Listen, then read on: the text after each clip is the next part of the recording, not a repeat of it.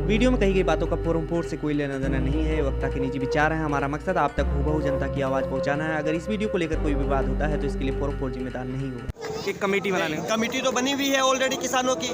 आज जो है आज 2 बजे से मीटिंग थी और ये बताना चाहूँगा कि जो 3 जो काले कानून जो है, जो काले कानून जो बताया जा रहे हैं वो काले कानून नहीं है, वो कैंसर कानून है। आपको पहले बता देता हूँ मैं, जैसे बॉडी में अगर एक कैंसर का कीड़ा लग जाता है और धीरे धीरे करके वो फैल जाता है और धीरे धीरे करके पूरी बॉडी को ख़त्म कर देता है, आदमी को ख़त्म कर देता है, उसी तरीके से ये जो कानून बनाया है सरकार ने, इसको आर पार की बात हो गई है, इसको तो पूरा का पूरा रद्द करना चाहिए। ये जो 3 काले कानून जिसको बोल रहे हैं, ये 3 कैंसर कानून है। ये कैंसर कानून इसलिए है क्योंकि आने वाले समय में जय जवान जय किसान का जो हम लोग गर्व से नारा लेते हैं, आने वाले समय में जय जवान तो बोलेंगे मगर धीरे धीरे जय किसान जो बोला जाता है, जितनी मोहब्बत से प्यार से बोला जाता है, ये सारे के सारे खत्म हो जाएंगे जय किसान। इसलिए जो है ये जो 3 काले कैंसर कानून है, इसको सरकार को वापस बैकफुट पर लेना ही पड़ेगा। कोलकाता से आए हैं आप और सरकार कह रही है यहाँ पर काफी कम लोग हैं, धीरे धीरे संख्या भी खत्म हो रही है। भाई मेरे 10 किलोमीटर लंबी लाइन है, 10 किलोमीटर लंबी कतार है। ट्रैक्टर अगर देखना चाहे ना मोदी सरकार तो अपने जीवन काल में इतना ट्रैक्टर एक साथ नहीं देखे होंगे। यहाँ कम से कम 8 से 10 लाख किसान जो है आते जाते रहते हैं हमेशा की तरह। मैं आपको बता रहा हूँ आपके चैनल के माध्यम से, अभी भी यहाँ पर लाखों किसान बैठे हुए हैं। और एक चीज और बताता हूँ, हर 2 कदम पर लंगर है, खाना भोजन वगैरह सब, रहने की सब व्यवस्था है। आज किसान जो है 2 डिग्री के अंदर, रात को 2 डिग्री के अंदर यहाँ पर नीचे सड़क के ऊपर सो रहा है। कोई ट्रैक्टर के नीचे सो रहा है, कोई तंबू में सो रहा है, कोई सड़क किनारे सो रहा है, कोई नाली के बगल में सो रहा है। ये मोदी सरकार को समझ में नहीं आ रहा है, बेवकूफ बना रहे हैं। आज 34-35 दिन हो गए, इतने दिन हो गए, खाली मीटिंग पर मीटिंग करने जा रहे हैं। कि मंशा तो यही है कि सरकार ने अडानी अंबानी से, जो बड़े बड़े जो उद्योगपति है, अडानी अंबानी कारपोरेट, उससे बहुत भारी मात्रा में पैसा ले लिया। ये इसलिए प्रूफ होता है क्योंकि 2 साल पहले ही इन्होंने, अडानी अंबानी ने 1000 से ऊपर यहाँ पर गोदाम बना लिए, बड़े बड़े स्टोर रूम बना लिए। और फिर ये जो काला कानून, जो कैंसर कानून है, ये इसकी रचना जो है 2 साल पहले ही हो चुकी थी। और लॉकडाउन और कोरोना काल के बीच में ये तोमर ने ये किसानों के ऊपर ये जो कैंसर कानून है वो थोप दिया गया। और एक चीज़ और बताना चाहूँगा, तोमर ने ये कहा था कि भाई हमने किसानों से बात की, हमने किसानों से बात करने के बाद ये कैंसर कानून जो है, ये कानून जो है लेके आए, संसद में पास कराए, मगर एकदम झूठ बोल रहा है। उसने जो बात की थी वो कारपोरेट से बात की, अडानी अंबानी से बात करके ये कैंसर कानून जो है किसानों के ऊपर थोपा है, ना कि इन्होंने किसानों से बात की। किसान तो निकले ही नहीं, किसान तो लॉकडाउन में अंदर थे, किसान तो कोरोना काल में बाहर निकले ही नहीं। तो आप किससे बात किए? ये सब झूठी और लिपापोती वाली बात जो कर रही है सरकार, ये गलत कर रही है। और दूसरी चीज़ ये बताना चाहूँगा कि ये जो आंदोलन है ये एक विशाल रूप ले चुका है। और ये आंदोलन सिर्फ इंडिया लेवल पर नहीं, ये जो किसानों का आंदोलन है, हमारे किसान भाइयों का आंदोलन है, पूरे विश्व में डंका पीट दिया है। अब मोदी सरकार के लिए गले में ये हड्डी बन चुकी है, ना निकला जाता है ना उतरा जाता है। कारण ये है कि कारपोरेट से हजारों करोड़ों रुपया मिल चुका है इन्हें ऑलरेडी, ताकि सामने इलेक्शन है और इलेक्शन होने के नाते क्या है कि ये जो पैसा तो ले लिया है, अब चुका है कहाँ से नहीं, इसलिए ये डिले पर डिले किया जा रही है, बार डिले कर रही है। आपके चैनल के माध्यम से मैं मोदी सरकार और केंद्र सरकार को, मैं पूरे अमित शाह वगैरह सबको ये बताना चाहूँगा कि आप जो किसानों को गुमराह मत करिए, बेवकूफ़ मत समझिए।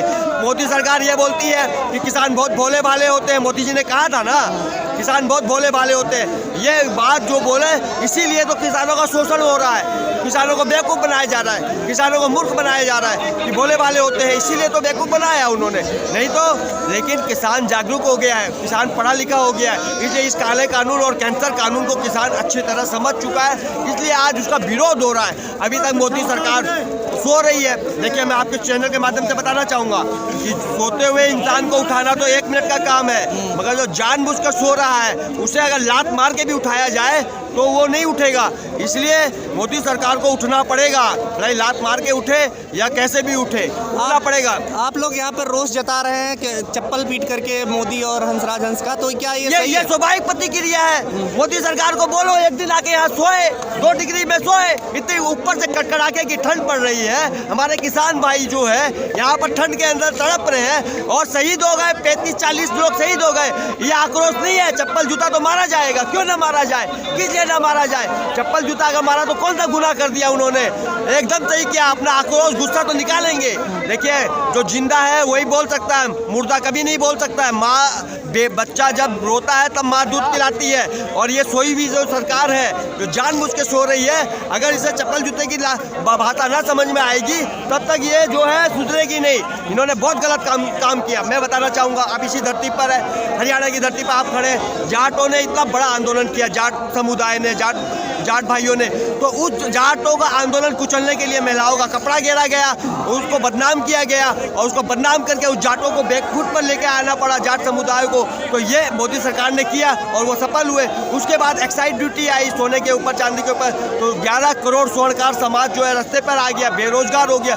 45 दिन तक दुकानें बंद रही, 45 दिन तक शोरूम, कारखाने, छोटे छोटे कारखाने, कारीगर सब बेरोजगार हो गए। और उसके बाद क्या हुआ?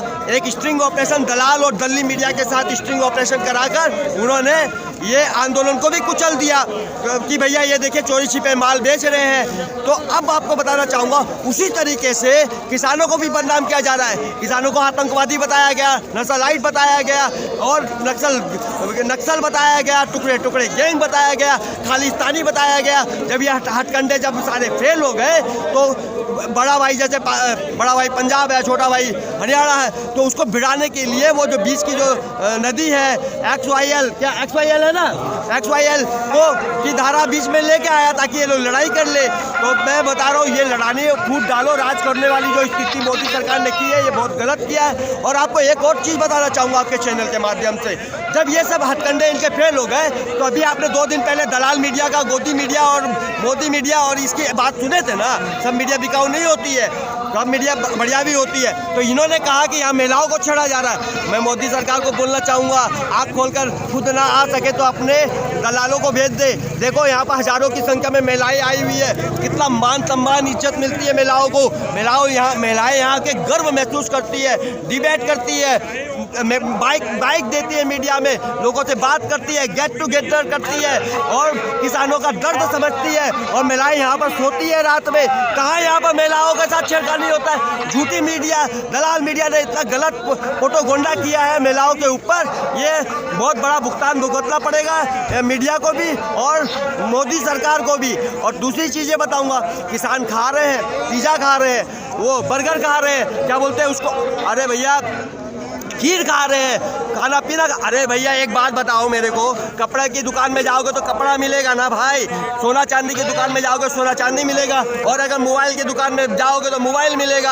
आपकी आईडी लेना होगा तो आईडी मिलेगी उस दुकान में, है भैया। तो भैया किसान अन्नदाता है, कृषि प्रधान देश है। अगर किसानों के पास जाओगे तो खाने पीने का सामान मिलेगा। अगर वो खा रहे हैं तो आपके पेट में दर्द हो रहा है, हम तो बोलेंगे वो खा भी रहे हैं और खिला भी रहे हैं। हम तो ये भी बोलेंगे और खूब खाए, ज़्यादा से ज़्यादा खाए, और हम लोग को भी खिलाए, और खीर खाए, सब कुछ खाए, बादाम खाए, दूध पिए, सब कुछ किए। किसानों का हक है। इसलिए बताता हूँ मैं, ये चाय वाले ने दूध वाले से पंगा ले लिया है। हमेशा दूध वाला चाय वाले पर भारी रहता है। मैं आपके चैनल के माध्यम से बताना चाहूँगा, जिस तरीके से ये चाय वाले ने गड़बड़ काम किया है ना, उस तरीके से ये देश की जनता को गुमराह कर रहा है। किसान देश की रीढ़ की हड्डी है। मैं आपको फिर बताता हूँ, किसान देश की रीढ़ की हड्डी है। इस रीढ़ की हड्डी पर मोदी जी ने वार किया है, और अगर रीढ़ की हड्डी चरमरा जाती है तो देश की अर्थव्यवस्था खराब हो जाती है। इसलिए मोदी सरकार को समझना चाहिए, अपनी इज्जत बचानी चाहिए, और किसानों का जो 3 कैंसर कानून है इसे तुरंत रद्द करना चाहिए।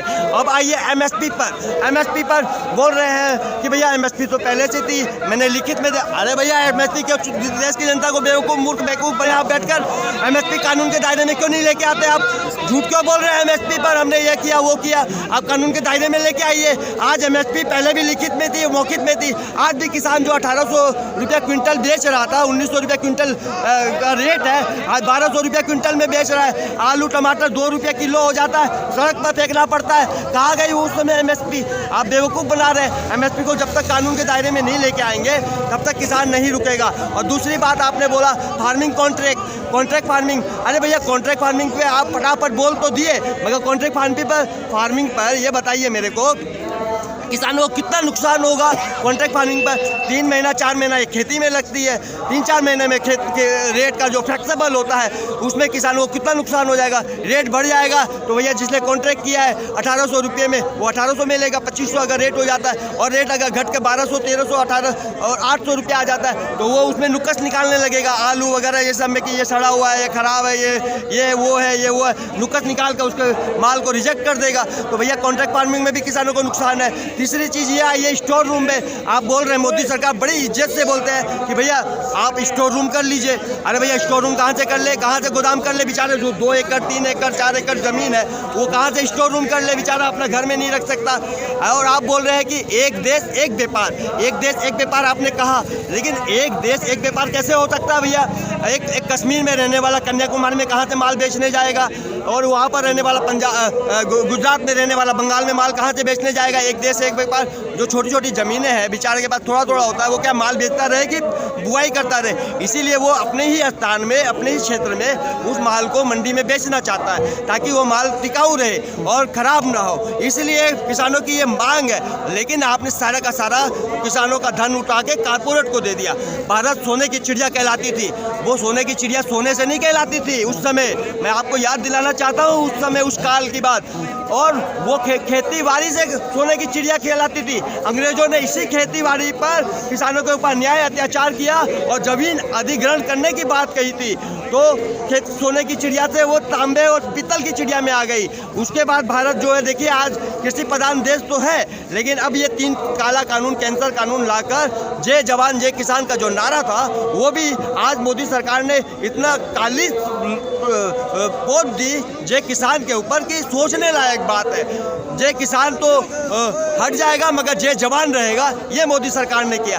और मैं भारत की जनता से आपके चैनल के माध्यम से बताना चाहूँगा, राजा इतना फकीर भी मत चुनिए कारपोरेट और व्यापारियों के जेब में चले जाए, गोद में चले जाए। इसलिए राजा अच्छा चुनिए। फकीर मोदी जी बोल ही दिए थे लॉकडाउन में कि हमको 50 दिन दे दीजिए।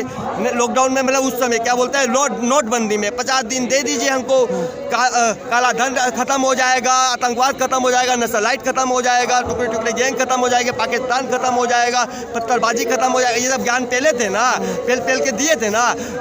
तो वो क्या हुआ उस समय? कुछ नहीं हुआ। और वही MSP पर ये बात बोल रहे हैं वो बार बार कि भैया हमको MSP जो है आपकी तो है लिखित में, मगर MSP कानून के दायरे में नहीं है। ये बात हम आपको बता देते हैं। इसलिए जो किसान भाइयों की जो लड़ाई है वो इसी पर अटल है। और सिंधु बॉर्डर पर आज किसान 2 डिग्री के अंदर इतने ठंड में भी आज डटा हुआ है। और आने वाले समय में जहां से अगर मंच से ऑर्डर आता है कि दिल्ली कूच करो, मैं आपको बता देता हूं तो वो दिन दूर भी नहीं है। किसानों को खाली एक ऑर्डर मिलने की देरी है, सब ट्रैक्टर लेके दिल्ली जाएंगे। और एक और बात बता देता हूं आपके चैनल के माध्यम से, किसान के माता पिता के 2 बच्चे होते हैं। 2 बच्चे में एक जवान बनता है और एक किसान बनता है। कभी आपने देखा है कि कारपोरेट पैसे वाले, धंधा करने वाले, व्यापार करने वाले के बच्चे कभी किसानी करते हैं या फिर बॉर्डर पर जाते हैं जवान बनते? देखा है? कभी नहीं देखा होगा। लेकिन वही एक किसान है जिसके 2 बच्चे अगर होते हैं तो वो देश के नाम कर देते हैं। एक को जवान बना देता है जो शहीद होता है और बॉर्डर पर जाके रक्षा करता है, और दूसरे को किसान बना देता है ताकि वो यहाँ पर किसानी कर सके। तो यही आपको मैं बताना चाहूँगा मोदी और योगी सरकार को, मोदी सरकार को, कि आप कृपया करके इसका ध्यान रखें। और मोदी और अमित शाह जाके कलकत्ता में खाता है, वहाँ पर जाके खा रहा था, अभी नौटंकी कर रहा था, ड्रामा कर रहा था। अमित शाह खाया कि नहीं खाया भैया? खाया ना। तो भैया यहाँ क्यों ना खाता है? यहाँ पर बहुत बड़ा लंगर लगा हुआ है, कदम पर लंगर है। ये तो अन्नदाता है, हमारे अन्नदाता है, अन्न खिलाएंगे और खाएंगे भी, और इतना मान सम्मान से भी खिलाते हैं। और जो रास्ते में जाता है जात वात नहीं पूछा जाता, यहाँ पर सबको देते हैं। कोई भी आ जाए सामने हाथ रख दे उसको मिलता है, जो ना रखे उसको ज़बरदस्ती दिया जाता है कि आप लेके जाओ, ये प्रसाद है। ये लंगर यहाँ चल रहा है, आलीशान लंगर चल रहा है। इसलिए मैं मोदी और दलाल मीडिया को ये बताना चाहूँगा, 3-4 चीज़ों का आप ध्यान रखना। यहाँ पर जो खाना खा रहे हैं ना, इस पर अंकुश ना लगाना। तुम भी आके खाते हो, हमको मालूम है। और दूसरी चीज़, महिलाओं को छेड़खानी। यहाँ कोई महिलाओं के साथ कोई बदतमीजी नहीं होती है, उल्टा उसका सम्मान किया जाता है, उसका इज्जत की जाती है। यहाँ महिलाओं को पूजा जाता है। और पंजाबी लोग तो बड़े दिल वाले होते हैं। खबरों में बने रहने के लिए फोरम 4 को सब्सक्राइब करें और नोटिफिकेशन पाने के लिए बेल आइकन दबाएं।